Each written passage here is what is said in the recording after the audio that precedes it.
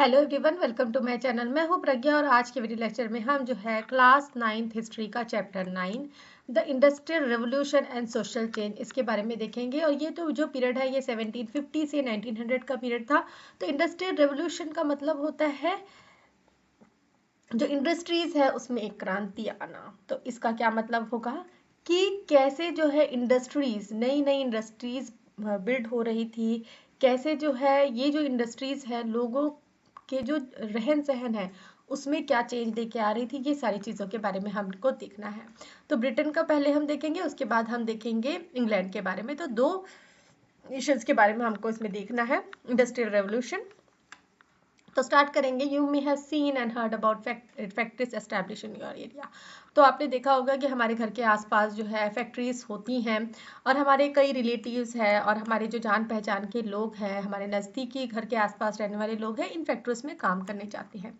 तो कई सारे स्मॉल इंडस्ट्रीज जो है, इंटरप्राइजेस जो है वो छत्तीसगढ़ में भी है, जैसे कि राइस मिल्स हो गए, कोसा टेक्सटाइल हो गया और कुछ अदर प्रोडक्ट्स की छोटी मोटी फैक्ट्रीज या इंडस्ट्रीज भी।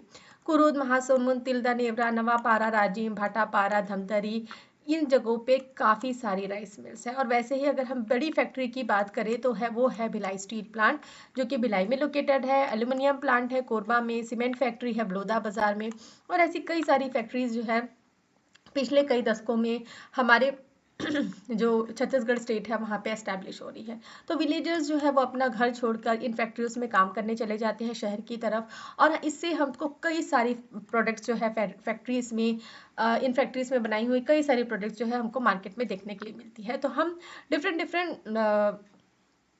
डिफरेंट टाइप्स ऑफ इंडस्ट्रीज और उसके प्रोडक्ट के बारे में हमने क्लास 7th में जान लिया था। तो अब जो है हमको ये जानना है कि ये जो इंडस्ट्रीज है वो आई कहाँ से, उसकी शुरुआत कहाँ से हुई, कैसे किसी ने इंडस्ट्री बनाई, कैसे जो है ये जो चेंजेस है इतने सालों में हम लोग के पास आया है, ये सारी चीज़ों के बारे में हमको इसमें जानना है। तो industrialisation is the process of establishing factories using industrial products in our daily life and people living villages to work in factories in the city. तो इंडस्ट्रियलाइजेशन क्या प्रोसेस है, जहाँ पे कोई फैक्ट्री एस्टैब्लिश होती है और उनके जो प्रोडक्ट्स है उसको हम डेली लाइफ में यूज़ करते हैं, और लोग जो है फैक्ट्रीज में काम करने जाते हैं। तो फैक्ट्रीज में काम करने के लिए छोटे शहर के लोग जो है बड़े शहर की तरफ जाते हैं, गांव के लोग जो है छोटे शहरों की तरफ जाते हैं। तो ये प्रोसेस चलता है और लोग फैक्ट्रीज में काम करते हैं। तो ये प्रोसेस हमने अपने स्टेट में भी देखा है, और इससे हमारे लाइफस्टाइल में भी चेंज आता है, हमारे सोचने के तरीके में भी चेंज आता है, हमारे रहन सहन में भी चेंज आता है, और हमारे सराउंडिंग एरिया में भी बहुत सारी चेंजेस आती है। तो फैक्ट्रीज जो है वो कैसे आई, हमारे जो लाइफ का पार्ट है वो कैसे बनी, तो कहाँ से स्टार्ट हुआ, started in Britain in 18th century. तो 18th सेंचुरी में जैसे कि हमको इस पीरियड के बारे में जानना है, 1750 से 1900 का जो पीरियड है, तो 18th सेंचुरी में ये प्रोसेस स्टार्ट हुआ कहाँ, ब्रिटेन में। तो इंडस्ट्रियल रेवोल्यूशन के बारे में हम जान लेते हैं। तो Britain went through many industrial and economic changes between 1780 to 1850। तो ब्रिटेन में काफ़ी सारे चेंजेस आए इंडस्ट्रीज को लेके, और इस इंडस्ट्रीज से उनकी जो अर्थव्यवस्था इकोनॉमी है उसमें भी काफ़ी चेंजेस आए। कौन से पीरियड में, 1780 से 1850। और इस पीरियड को क्या कहा जाता है, फर्स्ट इंडस्ट्रियल रेवोल्यूशन। इस पीरियड को क्या कहा जाता है, first industrial revolution. We call such a change a revolution because Britain's economic system and British society were transformed within a span of few decades। अब इस चीज़ को हम एक रिवोल्यूशन, एक क्रांति इसलिए कहते हैं क्योंकि जो ब्रिटेन का इकोनॉमिक सिस्टम है वो सिर्फ और सिर्फ कुछ दशकों में बहुत ज़्यादा चेंज हो गया, और इससे जो ब्रिटिश सोसाइटी है वो भी काफ़ी ज़्यादा चेंज हो गई, उनके रहन सहन, उनकी अर्थव्यवस्था सब में बदलाव आ गया। The growth in human productivity was unparalleled. और जो ग्रोथ हुई ह्यूमन्स की प्रोडक्टिविटी मतलब समान चीज़ें बनाने की जो क्षमता है उसमें जो इंक्रीज हुआ उसको तो हम तुलना ही नहीं कर सकते। It change every aspects of people's life, it had many other far reaching effects on Britain. और इसने हर एक जो पहलू है एक व्यक्ति के लाइफ में उसमें सारे में चेंजेस ला दिया, और ये इतनी सारी मतलब दूर दूर तक चेंजेस इसके जो है इफेक्ट्स जो है वो दिखाई देने लग गए। तो सब्सिक्वेंटली और साथ ही साथ में जर्मनी और यूनाइटेड स्टेट्स ऑफ अमेरिका में भी यही सेम प्रोसेस हुआ, यही सेम चेंजेस आए। The impact of this changes were felt by economics and society of all countries of the world. और ये जो इंडस्ट्रियल रेवोल्यूशन है इसके आने से हर एक कंट्री की जो इकोनॉमी है और जो सोसाइटी है उसमें काफ़ी बदलाव आए, काफ़ी चेंजेस आए, और ये चेंजेस थे पूरे विश्व में। लेकिन स्टार्ट कहाँ से हुआ? ब्रिटेन से। The first phase of industrial development in Britain began with the invention of new machines and technique. तो पहला फेज जो है इंडस्ट्रियल रेवोल्यूशन का वो कहाँ पे स्टार्ट हुआ? ब्रिटेन में स्टार्ट हुआ। कैसे? क्योंकि नई नई मशीन्स का इन्वेंशन हो रहा था, नई नई टेक्निक्स का इन्वेंशन हो रहा था, जिससे जो है नई इंडस्ट्रीज का भी डेवलपमेंट हो रहा था। तो they made it possible to produce good on a scale that was impossible in cottage, handicraft and handloom industry. Industrialization made some people very wealthy. अब ये जो प्रोडक्शन हो रहा था यहाँ पे गुड्स का, तो ये इम्पॉसिबल था अगर हम हाथ से, जो कॉटन इंडस्ट्री मतलब जो घर पे छोटी मोटी इंडस्ट्री होती है, जैसे कि कपड़े बनाने का ही काम है, ये मतलब इतना मतलब ज़्यादा स्केल में प्रोडक्ट बनाना, ज़्यादा स्केल में मतलब ज़्यादा तादाद में, ज़्यादा नंबर में प्रोडक्ट बनाना, ये जो कॉटेज इंडस्ट्री और हैंडलूम इंडस्ट्री से पॉसिबल नहीं था। ये मशीनों से ही पॉसिबल था, जो क्योंकि हमको पता है मशीन से एक ही साथ में बहुत सारी जो चीज़ें हैं वो एक बार में बन के आ जाती है। जैसे कि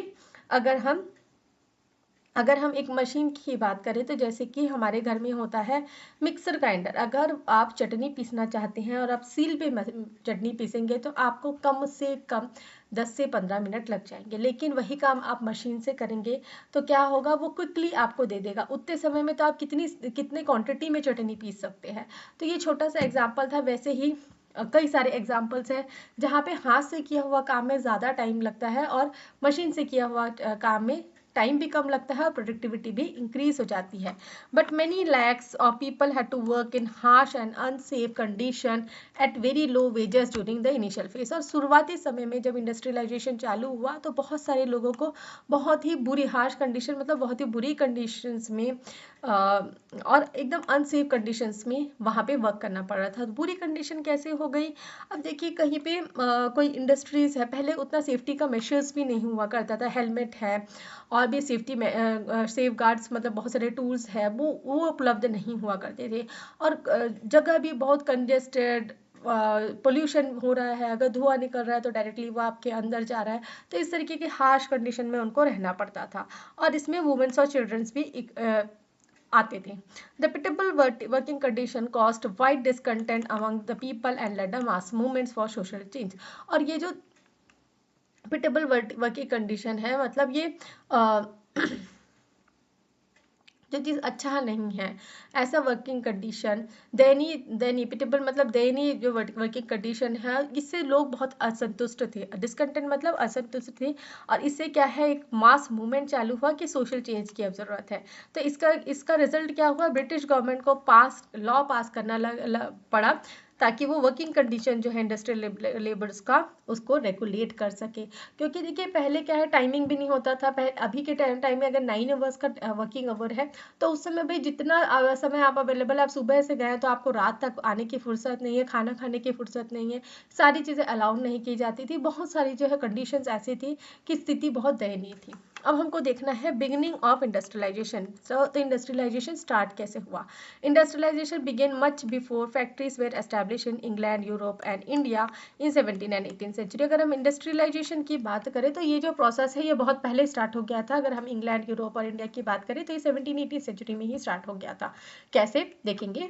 इन दोज डेज, तो उस समय में क्या होता था, डिमांड होती थी टेक्सटाइल की और आयरन से बने हुए सामान की, लोहे से बने हुए सामान की, और कुछ गुड्स की जो मार्केट में फेमस थे ऑल ओवर द वर्ल्ड। जैसे कि इंडिया में ढाका का जो टेक्सटाइल है, मछलीपट्टनम का टेक्सटाइल है, ये सब हमने हिस्ट्री में पहले पढ़ा है क्लास 7th 8th में। तो ये सब टेक्सटाइल हो गए, आयरन से बने हुए इक्विपमेंट्स हो गए, और बहुत सारी चीज़ें ऐसी थी जिसकी मार्केट में बहुत डिमांड थी। तो मर्चेंट्स जो टाउन्स और सिटीज़ में रहते थे वो इस ग्रोइंग डिमांड को फुलफिल करने के लिए क्या करते थे, एडवांस दे के जाते थे जो भी पीसेंट्स है, आर्टिशंस है विलेज में, और उनको बता देते थे उनको इतना गुड प्रोड्यूस करना है, इतने टाइम में प्रोड्यूस करना है। तो आर्टिशंस को क्या है, कॉन्ट्रैक्ट दिया जाता था कि आप इतना गुड जो है प्रोड्यूस करें और उनके लिए ही और एक स्पेसिफिक टाइम में। तो मर्चेंट्स क्या करते थे, वो इंक्रीज करना चाहते थे प्रोडक्शन को, तो इसलिए वो कॉन्ट्रैक्ट दे देते थे आर्टिशंस से। तो हिस्टोरियंस इस पीरियड को क्या बोलते हैं, प्रो इंडस्ट्रियलाइजेशन। जब इंडस्ट्रीज एक्चुअल में नहीं थी लेकिन गांव में आर्टिशंस को कॉन्ट्रैक्ट दिया जाता था ताकि वो जो गुड्स है उसको प्रोड्यूस कर सके। The pro industrialisation, in pro industrialisation the merchants live in city but the goods were produced in village. अब यहाँ पे क्या होता था, प्रो इंडस्ट्रियलाइजेशन के समय में जो भी गुड्स है वो विलेज में बन रहे हैं, तो मर्चेंट्स क्या है सिर्फ और सिर्फ ऑर्डर दे के आ जाते थे, वो क्वालिटी चेक नहीं कर पाते थे कि हाँ गुड्स अच्छे से बन रहे हैं कि नहीं, कितना वो उसमें एफर्ट दे रहे हैं, ये सब नहीं होता था। तो system of production became part of worldwide trading network. The merchant controlled the production and artisan produced the goods in the home, not in factories. तो ये जो सिस्टम था प्रोडक्शन का, ये पूरा वर्ल्ड वाइड ऐसे ही ट्रेडिंग चलता था। तो मर्चेंट्स क्या करते थे, कंट्रोल करते थे प्रोडक्शन। अगर वो ऑर्डर दे रहे हैं आर्टिशंस को तो उतना ही ऑर्डर उनको बनाना है। तो ऑर्डर कहाँ बनता था, जो भी गुड्स का वो ऑर्डर दे रहे हैं वो उनके घरों में बनता था, किसी फैक्ट्री में नहीं बनता था। तो each merchant had score of artisans working for them. In this way large number of people involve in industrial production, international trade and monetary transaction. तो हर एक मर्चेंट भाई, अगर मैं अच्छा काम करके दे रही हूँ तो अगली बार वो मर्चेंट मेरे पास ही आएगा। तो इस तरीके से हर एक मर्चेंट जो है, जो उनके पास आर्टिशंस होते थे, उनको स्कोर दे के रखते थे कि वो काम कैसा कर रहे हैं। और इस तरीके से बहुत सारे लोग जो है इस इंडस्ट्रियल प्रोडक्शन में, इंटरनेशनल ट्रेड में और मॉनेटरी ट्रांजेक्शन में इन्वॉल्व थे। उसके बाद हमको देखना है the industrial revolution in Britain. The first factory in England were established during 1730 and 40। तो सबसे पहली फैक्ट्री जो है इंग्लैंड में एस्टेब्लिश हुई थी, और कब हुई थी, 1730 to 40, इस ड्यूरेशन में, इस 10 साल में। It was only towards the end of 18th century the number of factory began to increase rapidly. और 18th सेंचुरी के एंड आते आते ही जो है बहुत ज़्यादा तादाद में फैक्ट्रीज जो है वो स्टैब्लिश होने लग गई। In factory production the goods were produced under one roof in the cities instead of home of artisans in the village. तो पहले वाले सेक्शन में हमने देखा कि जो इंडस्ट्रियल प्रोडक्शन है वो कहाँ हो रहा है, विलेजेस में हो रहा है। लेकिन यहाँ पे इंडस्ट्रियल रेवोल्यूशन आने के बाद में जो गुड्स है वो एक ही रूफ के अंदर सिटीज में डेवलप हो रहा था और घर पे नहीं हो रहा था। So their way mass production of good. तो मास प्रोडक्शन मतलब बहुत ज़्यादा जो गुड्स है, एक मतलब क्वांटिटी जो है बहुत ज़्यादा क्वांटिटी में है गुड्स को प्रोड्यूस किया जा रहा था। तो इसके लिए कैपिटल और लेबर की भी ज़रूरत होती थी। It required demand for goods in market. तो इसके लिए देखिए प्रोडक्शन करना है तो उसके लिए पैसा भी चाहिए, क्योंकि अगर इंडस्ट्री आप सेटअप करेंगे तो उसके लिए पैसा चाहिए। इंडस्ट्री सेटअप हो गई तो काम करने वाले मजदूर चाहिए, लेबर चाहिए, और डिमांड भी चाहिए। जो गुड्स वो प्रोड्यूस कर रहे हैं उसकी डिमांड भी होनी चाहिए मार्केट में, तब तो उसको सेल कर सकेंगे। तो Britain has rich merchants who provided the capital. तो ब्रिटेन के पास बड़े बड़े व्यापारी थे जिनके पास पैसा था। There was good demand in the market में गुड्स की डिमांड भी थी, लेबर भी अवेलेबल था जो फैक्ट्रीज में काम कर सके, और न्यू मशीन्स का भी इन्वेंशन हो रहा था जिससे ज़्यादा से ज़्यादा गुड्स जो है वो प्रोड्यूस हो सके लेस टाइम में। तो यहाँ पे एक spinning jenny was new invention to spin cotton faster. तो कॉटन का स्पिनिंग करने के लिए, धागा बुनने के लिए जो है स्पिनिंग जेनी एक न्यू इन्वेंशन था।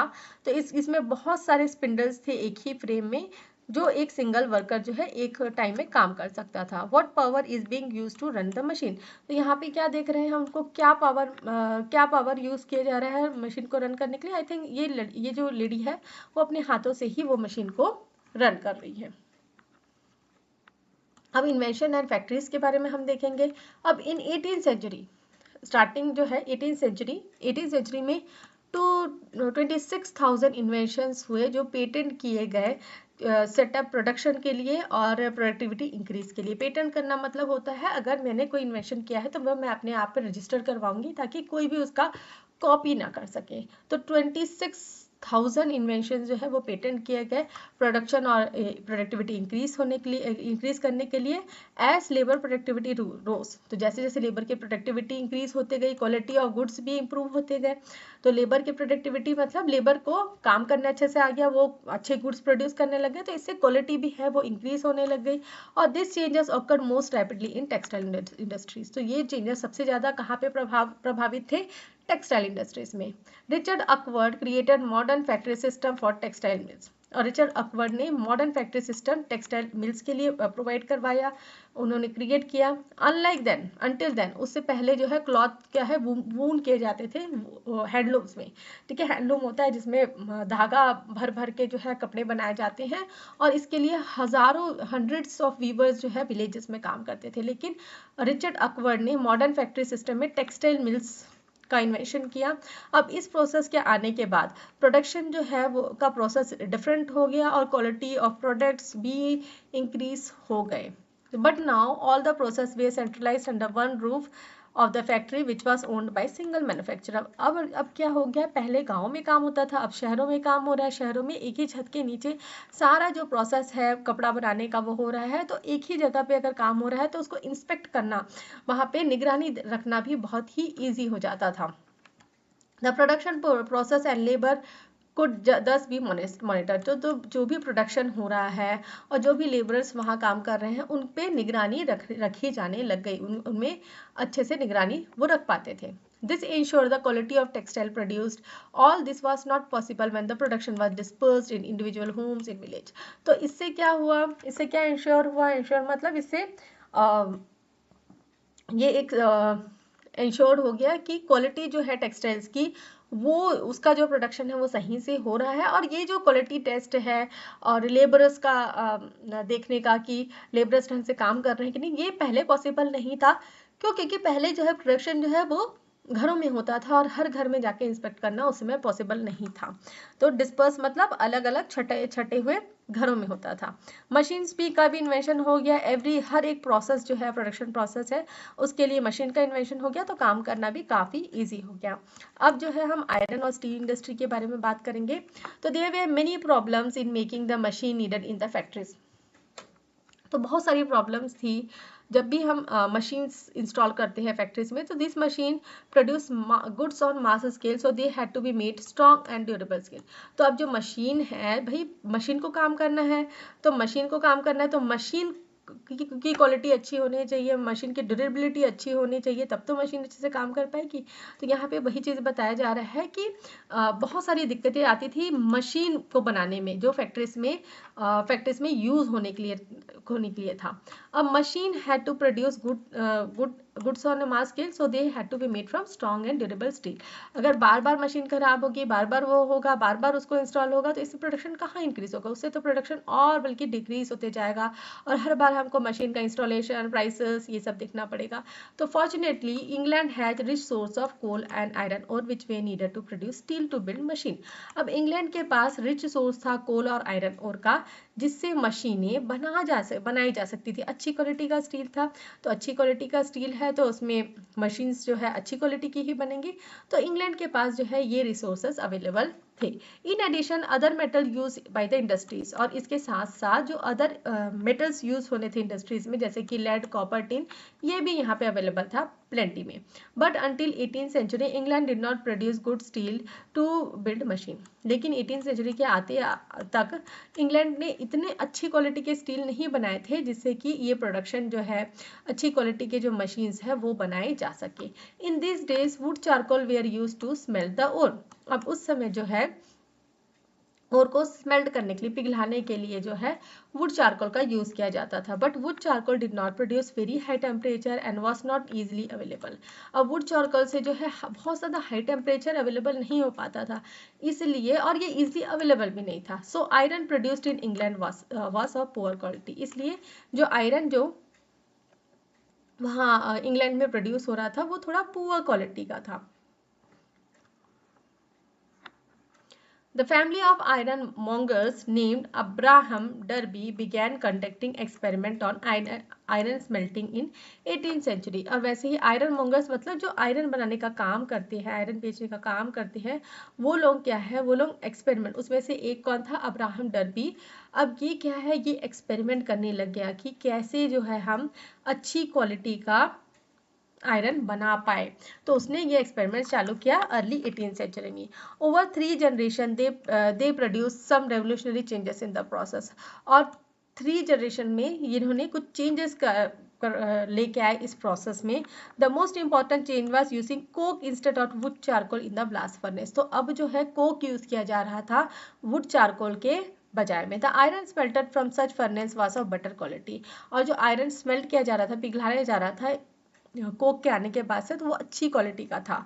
It could be use to produce long casting that made it easier to manufacture many kinds of iron goods cheaply, और इससे अच्छी क्वालिटी के स्टील आयरन प्रोड्यूस हो रहे थे। तो जो गुड्स है, जो इंडस्ट्रीज में लगने वाले जो मशीन्स है, उसको ईजिली बनाया जा पा रहा था कम दामों में। Since this steel was strong and more durable it could be use to build machines. ठीक है, ये जो स्टील है वो ज़्यादा स्ट्रॉन्ग था, ज़्यादा ड्यूरेबल था, इसलिए इसको मशीन्स बनाने में यूज़ किया जा रहा था।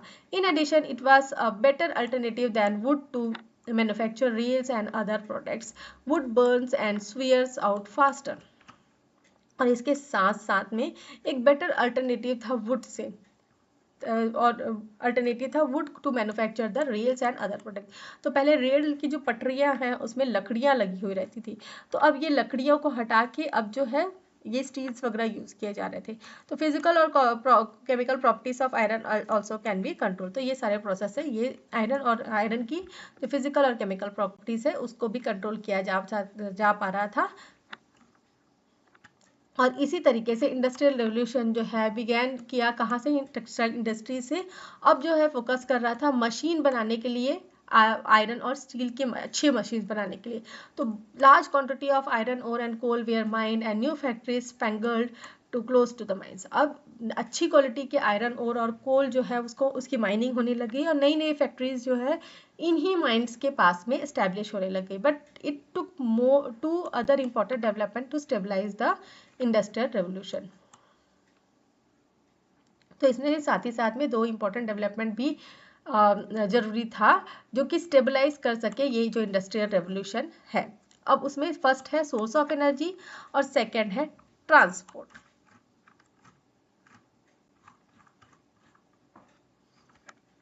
इन 17th सेंचुरी ह्यूमन और animal power were use to run machine. अब 17th सेंचुरी में ह्यूमन या फिर एनिमल पावर यूज किया जाता था मशीन्स को रन करने के लिए। The energy of rapidly flowing water in river was converted by water wheels, but this source of energy was not sufficient to run heavy machine throughout the year. अब देखिए, human या animal power use किया जाता था machine को use करने के लिए, या फिर जो नदी बह रही है, रैपिडली जो नदी बह रही है उससे एनर्जी लेके वाटर व्हील्स जो है उसके जरिए मशीन्स को रन किया जाता था। लेकिन ये जो सोर्स थी एनर्जी की सफिशिएंट नहीं था, क्योंकि हैवी मशीन्स थी, उसको रन करने के लिए साल भर ये चीज़ें पर्याप्त नहीं थी। इसलिए use of steam power was revolutionary development. तो यूज क्या था, स्टीम पावर। ठीक है, स्टीम बनाना, भाप बनाना, और उस भाप के पावर। ठीक है, स्टीम अगर आप गर्म पानी उबाल रहे हैं, ठीक है, आप गर्म पानी, आप खुद एक्सपेरिमेंट कर सकते हैं अपनी मदर या फादर को बोल के। तो आपको क्या करना है, एक बर्तन में गर्म पानी लेना है और उसको उबालने छोड़ देना है। जब वो पानी उबलेगा तो उसके ऊपर का जो ढक्कन है वो हिलने लग जाएगा। क्यों? क्योंकि स्टीम से जो पावर जनरेट हो रहा है, जो एनर्जी जनरेट हो रही है, वो इसको धकेलने की कोशिश करती है। तो इसी स्टीम पावर को यूज करके अब इंडस्ट्री मशीन्स को चलाया जा रहा था। People did know about steam power, but it was James Watt who invented steam engine that can be used as prime source of power to run machines in a factory। तो यहाँ पे James Watt ने एक नया invention किया जिससे steam engine उन्होंने बनाया। तो इस स्टीम इंजन से क्या हो रहा था, एक प्राइम मूवर था जिससे जो है मशीन्स को रन किया जा सकता था फैक्ट्रीज में। और 18th सेंचुरी के आते आते वॉट का जो स्टीम इंजन है उसने रिप्लेस कर दिया ह्यूमन या एनिमल पावर को, और एनर्जी जो वाटर व्हील्स की जो एनर्जी थी उसको यूज़ किया जा रहा था उसको। उसके बाद है ट्रांसपोर्टेशन। अब भाई इंडस्ट्री में प्रोडक्शन तो हो रहा है लेकिन उसको ट्रांसपोर्ट करना भी तो ज़रूरी है। तो industrialisation and expansion of trade require different modes of transport to carry large quantity of good produce from one place to another. अब इंडस्ट्रियलाइजेशन प्रोसेस में यह प्रोसेस भी बहुत ही इंपॉर्टेंट था।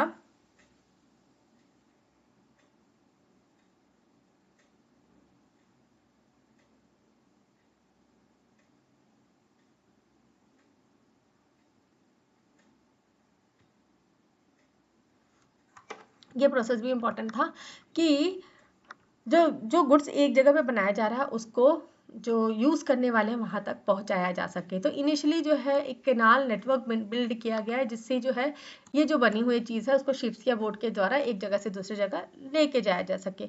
और नेक्स्ट डेवलपमेंट था लेइंग रेलवे ट्रैक्स। तो railway tracks बिछाए गए जिसमें कार्रिएजेस थे जो कि गुड्स को एक जगह से दूसरी जगह लेके जा सके। तो इनिशियली जो है रेल्स जो है वो वुड के बने हुए रहते थे और कार्रिएजेस जो है वो घोड़े उसको खींचते थे। हमने इसके ऊपर ये, ठीक है, ये इस तरीके का एक वो होता था और ये जो पटरियां हैं इसमें घोड़े दौड़ते थे और घोड़े जो है इसको आगे लेके जाते थे। तो ऐसा हुआ करता था पहले का rail. The two development help the railway network to spread rapidly. अब दो डेवलपमेंट जो है जिसने रेलवे नेटवर्क को ज़्यादा आगे बढ़ाया, फर्स्ट था स्टीम लोकोमोटिव। तो पहला ये यूज़ किया था स्टीम लोकोमोटिव, जो स्टीम इंजन जेम्स वॉट ने डेवलप किया, इसको घोड़े की बजाय यूज़ करना। और जॉर्ज स्टेफेंसन, इन्होंने बिल्ड किया फर्स्ट स्टीम लोकोमोटिव 1814 में। जॉर्ज स्टेफेंसन जो जेम्स वॉट ने जो है स्टीम पावर जनरेशन को, जेम्स वॉट ने जो है इन्वेंट किया स्टीम इंजन को, और इन्होंने जो जॉर्ज स्टेफेंसन है इन्होंने स्टीम लोकोमोटिव डेवलप किया। तो सेकंड क्या था, use of iron rails to replace wooden rails. तो वुडन रेल्स जो थे उसको रिप्लेस किया गया आयरन रेल्स से। और rail transport now became available through out the year. तो अब रेल ट्रांसपोर्ट पूरे साल भर अवेलेबल था, ये सस्ता था, फास्ट था, दोनों गुड्स और पैसेंजर को कैरी करने के लिए। तो आज की डेट में भी अगर हम देखें तो अगर हमको एक जगह से दूसरी जगह जाना है या गुड्स की बात करें तो रेलवे नेटवर्क जो है वो बहुत ही रिलायबल होता है। This help usher in second phase of industrial revolution. तो इस तरीके से हम सेकेंड फेज जो है इंडस्ट्रियल रेवोल्यूशन के वहाँ पे एंट्री करते हैं। The number of factories multiplied with the use of steam engine. So steam engine के आने के बाद बहुत सारी फैक्ट्रीज जो है वो मल्टीप्लाई होने लगी और 19वीं सेंचुरी के आते आते फैक्ट्रीज जो है वो इंग्लैंड के लैंडस्केप का एक भाग बन गया। तो बड़ी बड़ी फैक्ट्रीज, बड़े बड़े the huge factory and the power of new technology. और ये जो बड़ी बड़ी फैक्ट्रीज है और नई टेक्नोलॉजी का जो पावर है वो ट्रूली इंस्पायरिंग था, मतलब बयां करने लायक नहीं था। But inspired of spread of factories and machine, तो इसके साथ साथ जो फैक्ट्रीज और मशीन बढ़ तो रही थी लेकिन जो टोटल प्रोडक्शन जो था गुड्स का but still much larger than factory production until 19th century. लेकिन 19th सेंचुरी के आते आते देखिए बड़ी बड़ी फैक्ट्रीज बन गई, बड़ी बड़ी मशीन बन गई, लेकिन जो प्रोडक्शन था, जो आर्टिशंस प्रोड्यूस करते थे गुड्स, उसकी क्वांटिटी अभी भी फैक्ट्री के प्रोडक्शन से ज़्यादा थी। But the factory production slowly began playing a decisive role in the economic system as artisan production continued to decline। अब धीरे धीरे लेकिन जो फैक्ट्रीज में और इम्प्रूवमेंट होने लग गया और इससे क्या हो गया, जो फैक्ट्री का जो प्रोडक्शन है वो ज़्यादा बढ़ने लग गया और आर्टिशन का जो प्रोडक्शन है वो धीरे धीरे डिक्लाइन होने लग गया। अब उसके बाद का जो सेक्शन है वो नेक्स्ट वीडियो लेक्चर में डिस्कस करेंगे कि why the industrial revolution happened only in Britain. ठीक है, ब्रिटेन से क्यों स्टार्ट हुआ उसके बारे में हमको देखना है। तो मैं आशा करती हूँ कितना आपको समझ में आया होगा। इतना समझ में आया तो वीडियो को लाइक शेयर करें, कमेंट करके बताएं कि वीडियो कैसा लगा।